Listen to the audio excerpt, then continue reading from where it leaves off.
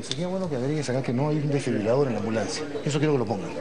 ¿Ya? Eso, agrégalo, por favor. ¿Ya? No por responsabilizar a nadie, pero es importante que esté.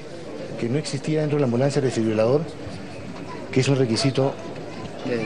Sí, desfibrilador.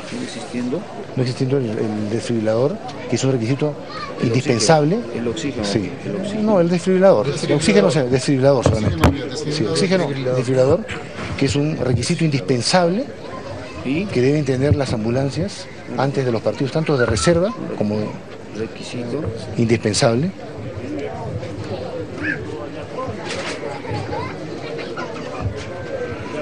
de las ambulancias. Sí, requisito indispensable de las ambulancias previo a los partidos, tanto de reserva